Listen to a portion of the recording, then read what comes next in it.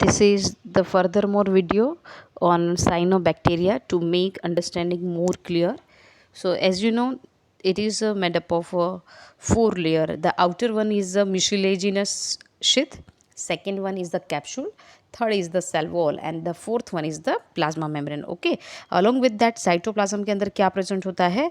In these cells के अंदर सेप vacuoles absent होते हैं एंड गैस वैक्यूल है दैट इज़ प्रेजेंट. ओके, तो यहाँ पे सेप वैक्यूल है वो vacuole which is surrounded by the membrane, and gas vacuole है वो सूडो वैक्यूल है. Mean sometime it is formed temporary and it is stored gas within that. Okay, it gives a buoyancy, so bacteria easily क्या कर सकते हैं, float कर सकते हैं.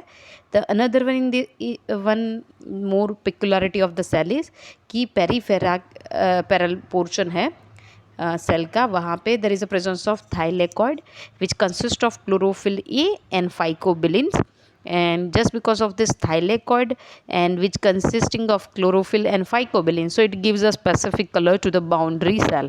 ओके, रिजर्व फूड के बारे में मैंने डिस्कस किया था कि वो कौन कौन सी चीज़ों को अंदर स्टोर करता है. तो that store cyanophycin, volutin granules, beta granules, cyanomyxophycean मतलब starch granule, and polyhedral bodies को it is going to be stored. Okay, so let us move with the metabolism action. As I told you कि यहाँ पे जो self dependent metabolic rate है अपने food का खुद से ही डाइजेशन प्रोसेस करता है, and they able to convert the atmospheric nitrogen into ammonia with the help of enzyme nitrogenase.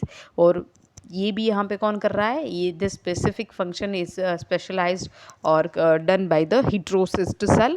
Heterocyst cell, as I told you, somewhat larger in a size cell है which is thick thin wall surrounded the cell that is presence. Okay, चलो next one is in this one.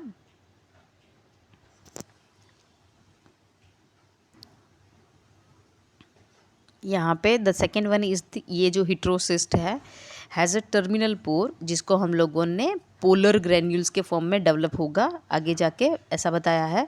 Other than that यहाँ पे thick and cell wall of a this cell is impermeable, मतलब ये हिट्रोसिस्ट की बात कर रहे हैं कि ये थिक एंड सेल वॉल से कवर्ड होता है, एंड ये इम्परमिएबल टू ऑक्सीजन होता है. Means it not allow the oxygen to enter, and it create anaerobic environment with in that. मतलब थिक वॉल से कवर्ड होता है इसीलिए वो एनारोबिक एनवायरमेंटल कंडीशन को अपने बॉडी के अराउंड में क्रिएट कर सकता है, जिससे उसका एंजाइम नाइट्रोजिनेज वर्क प्रॉपरली. यहाँ पे हिट्रोसिस के पास फोटोसिस्टम 2 नहीं होता है, and just because of that ये लोग CO2 को फिक्सेट नहीं कर सकते हैं, तो वो न्यूट्रिशन के लिए अपने वेजिटेटिव सेल, अपने आजू बाजू में दूसरे जो वेजिटेटिव सेल होते हैं उसके ऊपर डिपेंडेंसी रखता है. एज आई टोल्ड यू कि यहाँ पे there is not evolved of the oxygen due to the absence of the PS2 system. यहाँ पे PS1 है वो एक्टिवेट रहेगा इन हिट्रोसिस, जिसकी हेल्प से they are going to produce ATP and which is required to fix nitrogen. मतलब यहाँ पे ऑक्सीजन है वो इवोल्व नहीं होता है क्योंकि यहाँ पे PS2 फोटो सिस्टम 2 नहीं है, क्योंकि यहाँ पे फोटो सिस्टम 1 है, इसीलिए it is remain active in a हिट्रोसिस.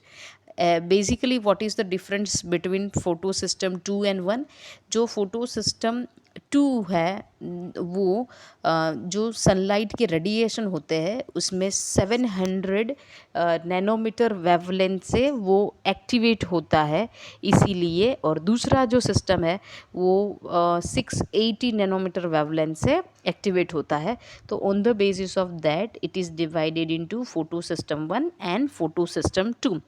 As I told you reproduction, ये एसेक्सुअल मोड ऑफ रिप्रोडक्शन से रिप्रोड्यूस होंगे.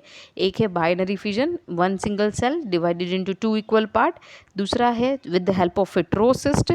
थर्ड है यहाँ पे along with that they are producing hormogonia, और ये जो हॉर्मोगोनिया है वो प्रोड्यूस करके फिर वो सेल है इट इज़ डिवाइडेड इनटू 2. यहाँ पे दिखाया हुआ है कि necridia dead cell between living cells होता है, और फिर वहाँ से वो दोनों ही फ्रेगमेंट है वो क्या हो जाते हैं, सेपरेट हो जाते हैं. The third procedure is by fragmentation, means they divide their body with the help of the small fragments.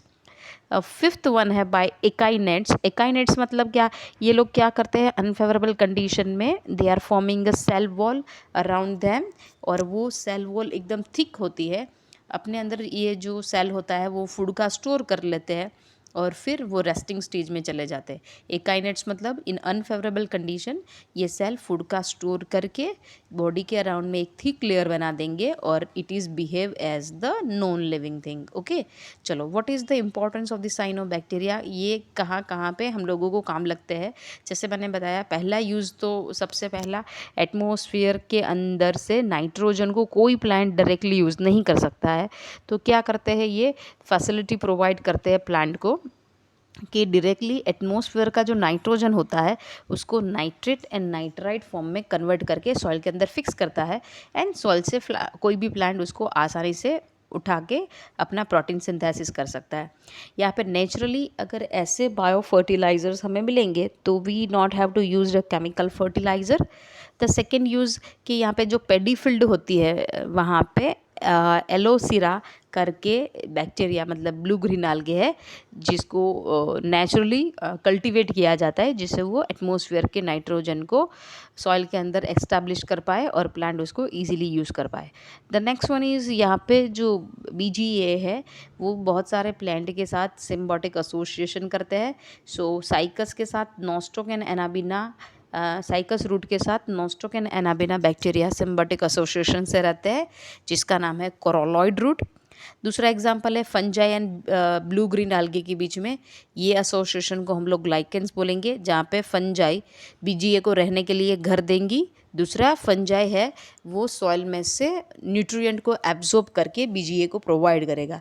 बदले में BGA क्या करेगा, वो फोटोसिंथेसिस प्रोसेस करेगा, खाना पकाएगा और फंजाई को भी देगा. तो यहाँ पे दोनों का फ़ायदा हुआ. तो this relation is known as the symbiotic association. यहाँ पे इसका एग्जाम्पल है वो लाइकन है. एजोला दूसरा एग्जाम्पल है. Azolla is the example of pteridophyte, वो भी BGA के साथ ऐसे एसोसिएशन में रहता है. दूसरा एग्जाम्पल है ब्रायोफाइट, जिसके अंदर हम लोगों ने लिखा हुआ है एंथोसिरस. एंथोसिरस वो ब्रायोफाइट है जो BGA के साथ क्लोज एसोसिएशन में रहता है. राइट, चलो द नेक्स्ट वन इज़, इसके इम्पोर्टेंस में आगे जाके देखते हैं. तो प्रोटोजुआ है जिसके साथ BGA रहता है और ये एसोसिएशन को हम लोग बोलेंगे साइनिल. ओके, यहाँ पे जो डेड मटेरियल्स होते हैं, ओके, तो उसके ऊपर BGA है वो एक्ट करके सॉइल की फर्टिलिटी को इंक्रीज़ करेंगे. जैसे कि BGA के सम एग्जांपल है microcystis, anabaena and that cause the algal bloom. Right, चलो spirulina as I told you space food के अंदर बेस्ट ये फूड सोर्स है.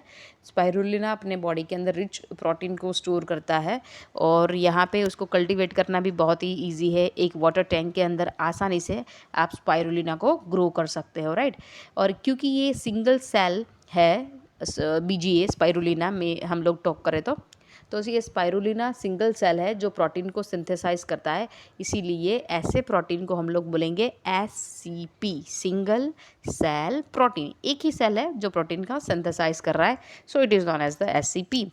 यहाँ पे लिंग बाया करके जो BGA का एग्जाम्पल है कि जो यूज़ होता है in the production of the antibiotics. Okay, so this all are the importance of the cyanobacteria और ब्लू ग्रीन algae. तो यहाँ तक का हमारा जो वीडियो था वो ब्लू ग्रीन algae पर था, जो कि बहुत ही इजी और आसान है. And from this video you have to mention all the points with in your notes.